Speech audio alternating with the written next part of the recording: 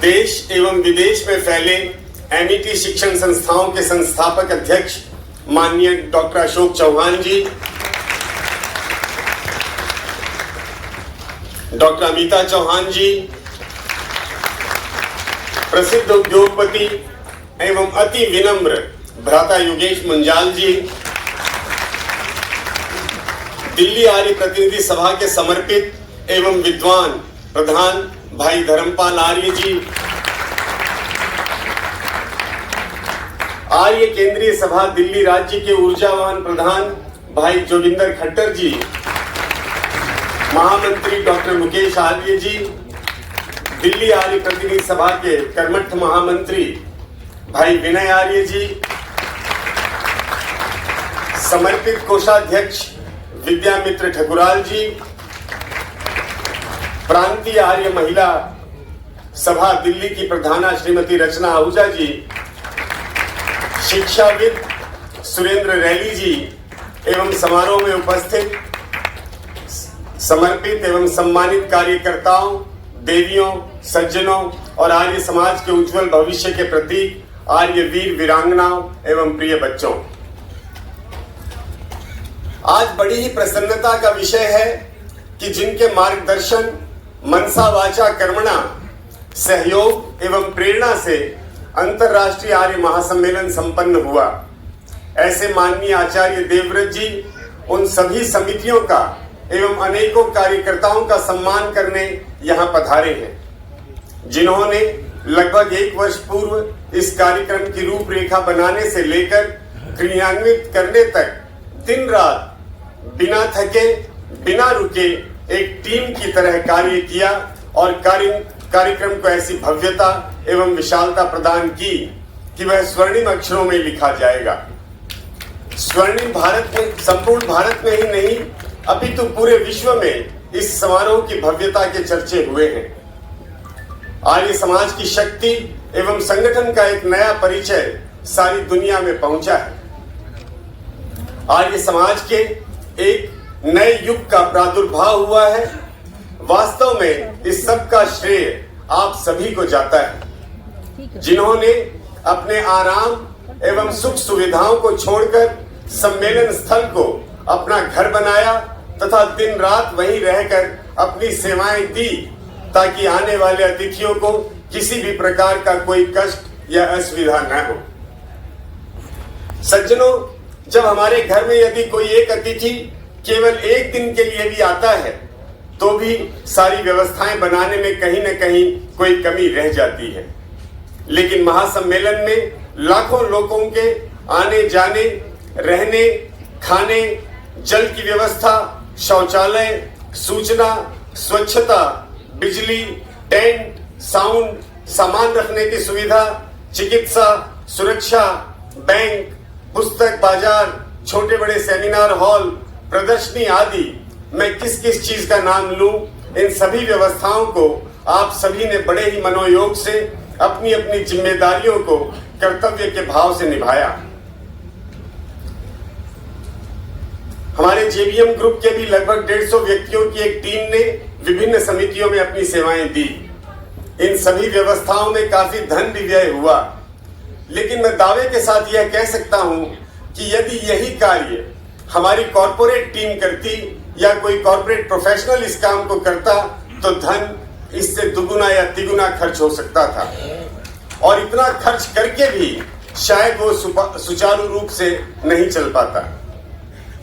इसके लिए आप सभी की जितनी प्रशंसा की जाए उतनी कम है। समारोह के उपरांत व्यवस्थाओं से संबंधित फीडबैक भी लिए गए हैं और आगामी समय में उन सुझावों को भी हम सभी लागू करेंगे। मैं श्रद्धेय आचार्य देवव्रत जी का उनके नेतृत्व, मार्गदर्शन एवं समग्र सहयोग के लिए विशेष आभार व्यक्त करता हूं एवं सभी महानुभावों एवं दानदाताओं और सभी संस्थाओं के अधिकारियों एवं कार्यकर्ताओं को हृदय से नमन करता हूं। आपका सम्मान करते हुए मुझे हर्ष का अनुभव हो रहा है।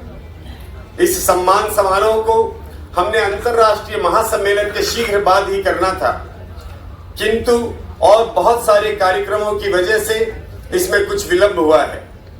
इन सभी कार्यक्रमों में भी आपने बढ़ चढ़कर अपनी भूमिका का निर्वाह किया है, इसके लिए भी मैं आप सभी को बधाई देता हूं।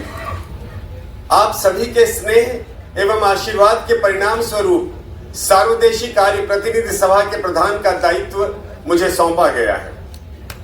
इस अवसर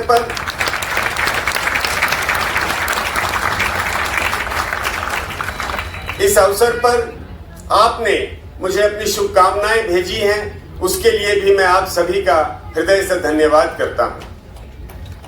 अपनी ओर से पूर्ण प्रयास इस महत्वपूर्ण जिम्मेदारी को निभाने में मैं करूंगा और साथ ही आपके आशीर्वाद, मार्गदर्शन और सहयोग हमेशा अपेक्षित रहेगा।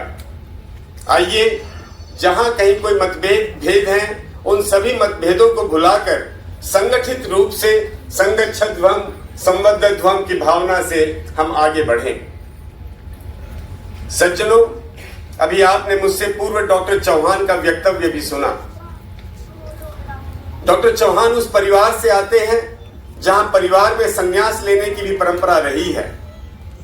आप वैदिक सिद्धांतों को एमिटी यूनिवर्सिटी, कॉलेज एवं स्कूलों के माध्यम से प्रचारित प्रसारित कर रहे हैं। आपके सहयोग हेतु भी आपका धन्यवाद करता हूं। आदरणीय धर्मपाल जी का धन्यवाद किन शब्दों में करूं, जिन्होंने अपने स्वास्थ्य की परवाह किए बिना अहर्निश सब प्रकार का मार्गदर्शन, सहयोग इस आयोजन में किया। और एक जैसे वो बता रहे थे कि मैं भी एक कार्यकर्ता हूं और एक कार्यकर्ता बनकर सबको प्रेरित करते रहे।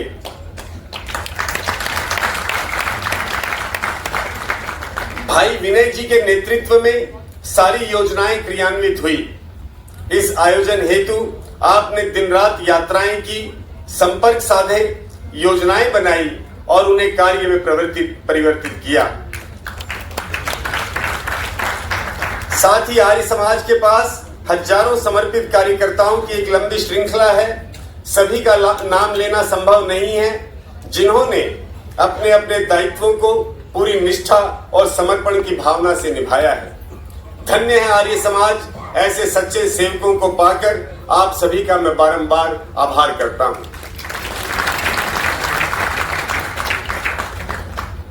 सज्जनों, आज हम सभी माननीय श्रद्धेय राज्यपाल जी आचार्य देवव्रत जी के मौलिक विचारों को सुनने के लिए भी लालायित हैं, जो हमें सदा ही ऊर्जा एवं प्रेरणा प्रदान करते हैं।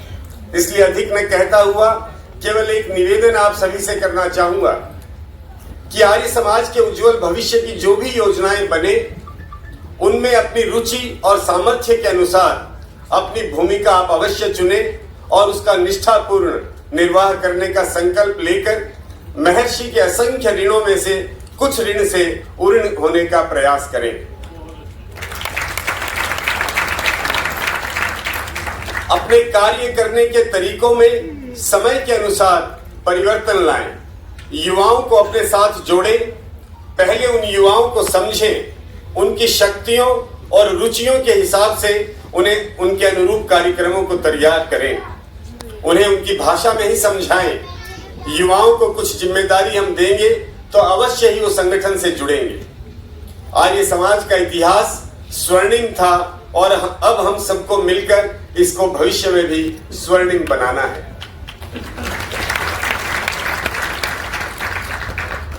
सजग युवा पीढ़ी के माध्यम से इतिहास दोहराने के साथ साथ आवश्यकता नया इतिहास रचने की है।